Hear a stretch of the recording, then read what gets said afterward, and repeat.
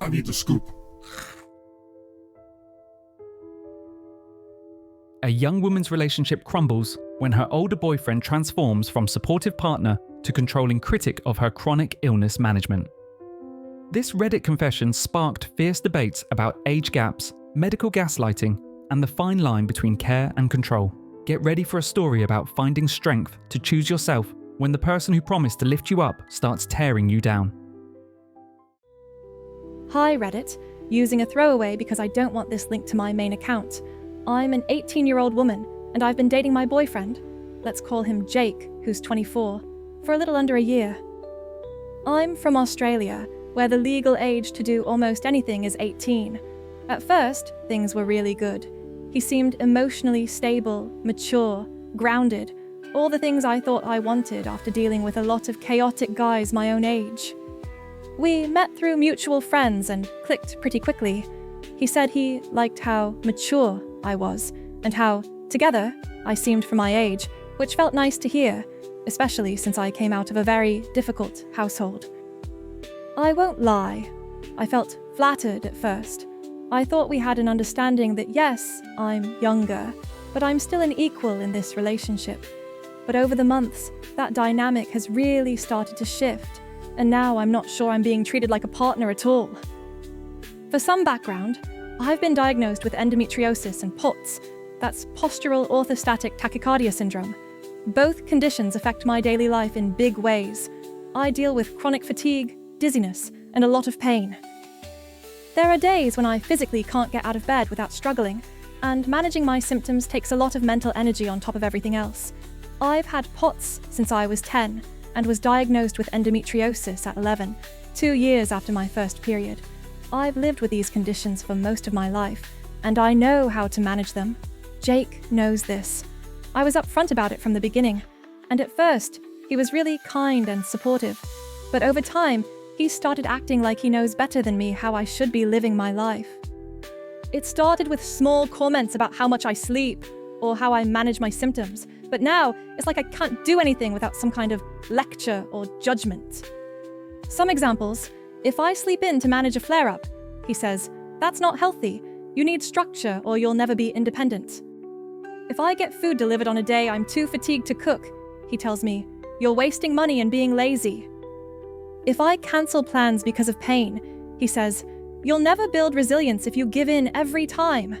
Even if I lie down after standing too long and feel dizzy, which is a POTS symptom, he tells me I should push through because resting too much makes it worse. My main issue with his clothing comments is that what I wear isn't actually revealing at all. Most of the time, I wear really baggy jeans with a fitted shirt, but even then, it usually doesn't show any skin. I tend to wear a lot of long-sleeved sports-style tops. The only time I'm in anything more relaxed is when I'm at home, just wearing a t-shirt and underwear, and that's only ever around him, no one else. But he still makes comments about my outfits being too revealing or not appropriate. When I tell him I don't want unsolicited advice, he says he's just trying to help me grow or teach me how to be an adult. But I am an adult, just one managing 2 chronic illnesses on top of everything else. As for my health, my flare-ups really aren't frequent. In the last 6 months, there've only been 2 times where things were bad enough that I couldn't properly move for a day or so. On a day-to-day basis, you wouldn't even know anything's wrong. I have full days of work and study, and then I come home and rest. That's usually when he calls me lazy. Across this entire year of us being together, there's probably only been about 1 full week total where I've completely stayed in bed. I work 10-hour shifts and then also study for a diploma. What I don't need is someone telling me my conditions don't exist, or that I'm using them as excuses to avoid being productive. We've communicated about all of this more than enough. We've been together for almost a year now. In fact, tomorrow would mark a full year, and I've spent that time trying to explain how I feel and why the way he treats me isn't okay. But most of those conversations have ended in huge arguments, with him yelling at me and accusing me of making up my illnesses. He's told me more than once that if he had what I have, he'd be completely fine, and that I'm exaggerating everything. He's even said that there's nothing wrong with me, that I just think the world revolves around me, and that I need to stop pretending to be in pain. Things came to a head last week. I was having a rough few days, a bad endometriosis flare, zero energy, and could barely sit upright for long. He came over and saw that I'd been resting most of the day and immediately launched into another long-winded talk about discipline and life habits and how I need to stop relying on rest as a crutch. I'd had enough. So I said, not even shouting, just tired. I didn't agree to date a discount dad. If I wanted someone to supervise my life and tell me how I'm failing, I'd move back in with my parents. He went completely silent, left my apartment, and didn't talk to me for 2 days. When he finally did, he said I crossed a line, that he was just trying to help, and that I had no idea how hard it is to support someone who won't even try. I was honestly stunned. Now his friends are messaging me saying I'm selfish and too immature to handle a relationship with a real adult. His mother, yes, his actual mother, messaged me saying she's disappointed and that Jake has always been the kind of guy who lifts women up. I definitely think his mother messaging me was weird, and I fully believe that he completely twisted the situation to her because his mother and I have had a really good bond up until then. I just want to be clear, I do try. Every day is hard with these conditions. I work, I cook when I can, I handle my appointments, I advocate for myself in medical systems that constantly brush me off. I don't think I need to be raised by a man who thinks being 6 years older makes him my life coach. I care about him, but I also feel like I've been slowly shoved into the role of student or child in this relationship, and I'm starting to wonder if that was his intention from the beginning. I was freshly 18 when we met, and he didn't know how old I was until about 3 weeks into speaking. To be completely honest, I thought he was closer to my age, as he very much looked like it and acted like it. I'm 19 in about a month. I'm not trying to stand up for him with this comment, but I can definitely say I do look and act a lot older than what I am. I get it quite a lot from different people in different professions. I can honestly see how he made the mistake of thinking I could be older than what I was, especially because my friend group is also between 20 and 23. So, great people of Reddit! Am I in the wrong for calling my boyfriend a discount dad after months of being treated like a project instead of a person? The Reddit community rallied around the poster with overwhelming support, validating her feelings and sharing similar experiences of medical gaslighting in relationships. Many commenters helped her recognize concerning patterns she had been rationalizing as normal relationship dynamics. Armed with this newfound clarity, she began to see her situation through a different lens. I get the point you're trying to make, and trust me, I'm not here to defend someone who's made me feel this terrible. But I want to clear some things up. This relationship was not illegal. When we met, I was 18 and he was 23. He's 24 now, and I'm turning 19 very soon. I'm legally an adult and have been living as one for a long time. I finished school at 15, moved out at 14, and have worked full-time since I was 16. I've been independent for years and had to grow up a lot faster than most people my age. I know some people take issue with age gaps, and that's fair, but where I live, and for the life I've lived, our age difference wasn't seen as strange. It's actually one of the more normal ones I've come across.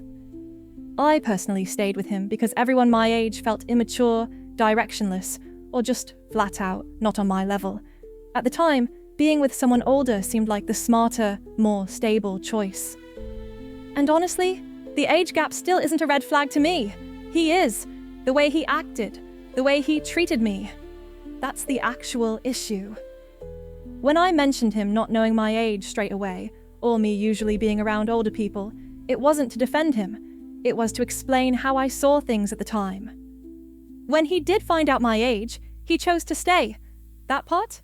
100% on him. And now, after seeing the way he's treated me, how he's spoken to me, how he's lashed out, how he tried to attack me while I was crying, I've broken up with him. I know now that this wasn't okay. I've read every single direct message and comment. I'm starting to reply to them now, and honestly, a lot of what people have said gave me clarity I didn't expect. It helped me understand what I was rationalizing or minimizing. You're right that he had choices, and so did I. I chose to stay longer than I should have, but I've chosen to leave now, and that's what matters most to me. After processing hundreds of supportive messages, the poster felt empowered to stand firm in her boundaries despite the relationship tension. Her health continued to deteriorate as a serious infection took hold, leaving her vulnerable and in need of genuine support. What happened next would test every ounce of strength she had left and force a decision that would change everything. Hey, I didn't expect the post to get the kind of attention it did.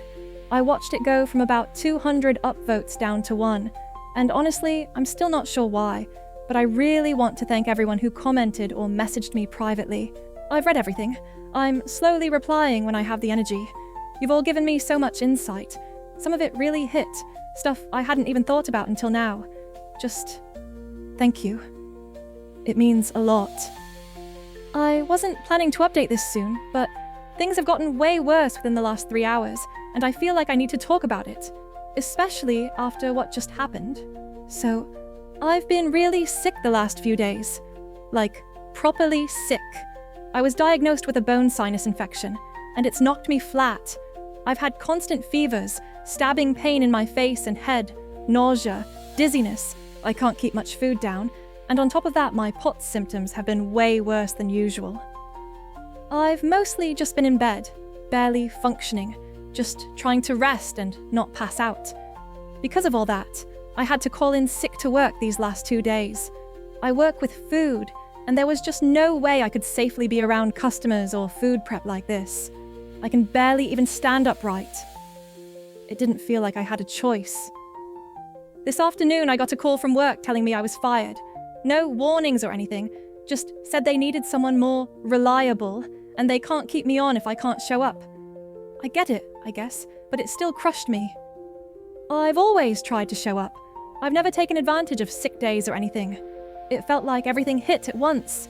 I've only taken about 4 sick days in the entire 2 years I've worked for this company.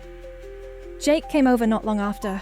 I told him what happened, told him I lost my job, that I'm sick, that I might need to go to the hospital because I'm starting to feel seriously not okay. And his response was basically, well, maybe if you took better care of yourself, this wouldn't happen. Then he said something like, you still could have gone in.